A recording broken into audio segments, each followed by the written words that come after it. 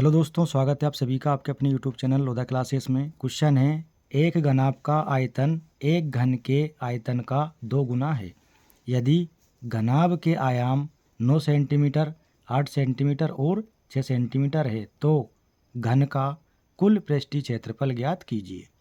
तो चलिए हल करते हैं और यहाँ लिखते हैं हल। देखो, हमें एक तो घनाभ दिया है और एक क्या दिया है, घन दिया है। घन किस प्रकार का होता है? देखो, घन होता है जिसकी लंबाई, चौड़ाई और ऊंचाई बराबर हो, उसको बोलते हैं घन। ठीक है, तो यहाँ बना रहा हूँ मैं एक घन। इस प्रकार से ये बन गया हमारा घन। ठीक, लंबाई, चौड़ाई और ऊंचाई बराबर हो, उसको बोलते हैं घन। क्या है ये? घन है। ठीक है, ये इसकी लंबाई है, ये इसकी ऊंचाई है। ठीक, ये और ये लंबाई, ये इसकी चौड़ाई, ये इसकी जो लंबाई चौड़ाई है हमें पता नहीं है। दूसरा क्या दिया है? घनाभ। घनाभ कैसा होता है? देखो, इस प्रकार का होता है घनाभ। ये क्या है? हमारा घनाभ है, घनाभ। ठीक, ये और ये क्या है? घन है। अब यहाँ पर हमें दिया है घनाभ के आयाम 9 सेंटीमीटर, 8 सेंटीमीटर और 6 सेंटीमीटर। तो जो सबसे ज़्यादा लंबी है 9 सेंटीमीटर, वे क्या है? लंबाई। ठीक, यानी यहाँ से लेकर यहाँ तक जो लंबाई होगी वो कितनी दे रखी है हमको? 9 सेंटीमीटर। ठीक है, ये लंबाई है। फिर 8 सेंटीमीटर, ये क्या है? इसकी चौड़ाई। यानी कि यहाँ से लेकर यहाँ तक जो इसकी चौड़ाई है ये कितनी है? 8 सेंटीमीटर। फिर 6 सेंटीमीटर क्या है? इसकी हाइट है, ये ऊंचाई, ये 6 सेंटीमीटर है। ठीक, 6 सेंटीमीटर। अब प्रश्न में ये भी कहा है इसका जो आयतन है, आयतन यानी वॉल्यूम भी, ठीक, ये घनाभ का दुगुना है किससे? इसके वॉल्यूम से। ठीक, ये घन का वॉल्यूम है, इसको हम V1 मान लेते हैं, इसको V2 मान लेते हैं। ठीक है, चलिए यहाँ पर जो दिया है उसको हम लिख लेते हैं। तो हमें क्या दिया है? हमें दिया है घनाभ की लंबाई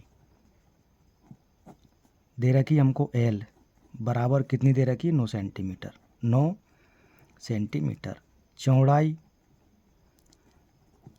चौड़ाई यानी B कितनी दे रखी है? 8 सेंटीमीटर। और ऊंचाई, ऊंचाई यानी H बराबर 6 सेंटीमीटर। ये तीनों चीज़ें हमें यहाँ पर दी हुई है। और क्या दिया है हमें?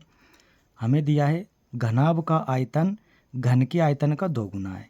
तो देखो, हम मान लेते हैं, माना यहाँ पर, माना घन का हमने V1 माना है, तो घन का मान लेते हैं, माना घन का आयतन बराबर V1 वॉल्यूम 1 और घनाभ का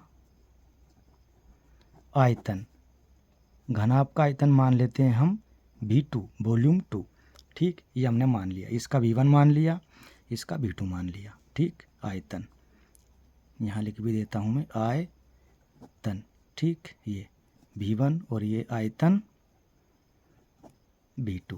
ठीक है, ये इसका और ये इसका, घन का, ये घनाभ का। ठीक, ये हमने मान लिया। अब प्रश्न में क्या कहा गया है कि घनाभ का आयतन घन के आयतन का 2 गुना है। इसका आयतन, ये घनाभ का घन के आयतन का 2 गुना है। चलिए हम यहाँ पर लिखते हैं, देखो V1 और यहाँ लिखते हैं हम V2। ठीक, अब दुगुना कौन है? दुगुना है ये। ठीक, यदि मैं यहाँ पर इसमें 2 का गुणा कर दूँ तो ये दोनों आपस में बराबर हो जाएंगे, क्योंकि ये 2 गुना है। ठीक, किससे? V1 से। यदि मैं V1 में 2 का गुणा कर दूं तो ये दोनों आयतन कैसे हो जाएंगे? बराबर हो जाएंगे। ठीक है, यानी घनाभ का आयतन V2 दोगुना था किससे? घन के आयतन V1 से। अब मैंने क्या करा, इसमें 2 का गुणा कर दिया घन के आयतन में, तो ये दोनों आपस में कैसे हो गए, बराबर हो गए। ठीक है, इसलिए हमने यहाँ पर लगा दिया बराबर का चिन्ह।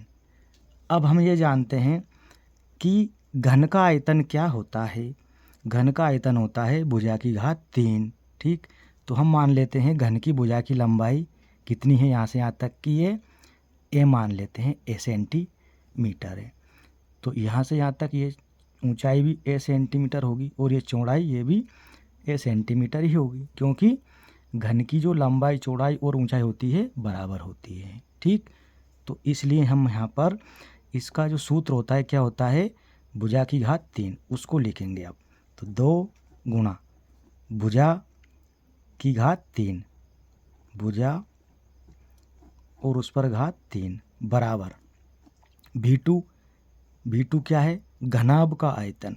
और घनाभ का आयतन हम जानते हैं क्या होता है, घनाभ का आयतन होता है लंबाई गुणा चौड़ाई गुणा ऊंचाई।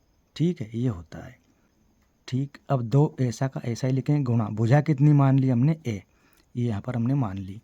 ठीक है, और इस पर घात 3 है बराबर एल कितना दे रखा हमको, 9 सेंटीमीटर, बी कितना दे रखा है, 8 सेंटीमीटर, और एच कितना दे रखा है, 6 सेंटीमीटर। अब यहाँ पर देखो हमको क्या मिलेगा, यहाँ से 9 गुणा 8 गुणा 6, ये 2 इधर आके बटे में पहुँच जाएगा यहाँ पर, और यहाँ बचेगा ए की घात 3, 2 से काट देंगे, 2 तिया 6। अब इनका गुणा कर देंगे, तो यहाँ से हमको मिल जाएगा ए की घात 3 बराबर 8 × 24, 24 × 216, 216। अब देखो ए पर घात 3 है, तो इसको हम क्या करेंगे, घनमूल लेंगे 216 का। तो ए बराबर √216, और यहाँ लिखेंगे 3, क्योंकि इसका घनमूल निकालना है। तो यहाँ से हमको क्या मिलेगा, घनमूल निकालेंगे तो ए बराबर 216 का घनमूल होता है 6, और ये सभी सेंटीमीटर में थे, तो यहाँ पर सेंटीमीटर। ठीक, ये आ गया हमारा घन की भुजा की लंबाई, यानी ये जो इसकी ऊंचाई है, ये लंबाई है, ये चौड़ाई है, सभी कितनी आ गई, 6 सेंटीमीटर। ए बराबर, ठीक, 6 सेंटीमीटर आ गई यहाँ पर इसकी लंबाई। अब देखो हमें निकालना है घन का कुल पृष्ठीय क्षेत्रफल, तो इसका सूत्र होता है घन के पृष्ठीय क्षेत्रफल का 6a²। ठीक है, देखो यहाँ लिखेंगे घन का कुल पृष्ठीय क्षेत्रफल बराबर 6a², यानी 6 गुणा भुजा का वर्ग। तो यहाँ पर 6 तो ऐसा का ऐसा ही, गुणा भुजा हमारी कितनी आ गई, 6 सेंटीमीटर, ये यहाँ पर हमने निकाली है। तो 6 और उस पर स्क्वायर, यहाँ से मिलेगा 6 गुणा 6 गुणा 6, इन तीनों का गुणा करेंगे, 6 × 36, 36 × 216, और क्षेत्रफल है तो क्या हो जाएगा, वर्ग सेंटीमीटर, क्योंकि ये 6 सेंटीमीटर दिया हुआ था, इसलिए ये आ गया इसका आंसर। उम्मीद करते हैं ये आपको समझ में आ गया होगा। यदि आपको वीडियो अच्छा लगा हो तो लाइक करें, शेयर करें, और चैनल पर नए हैं तो सब्सक्राइब करें। धन्यवाद।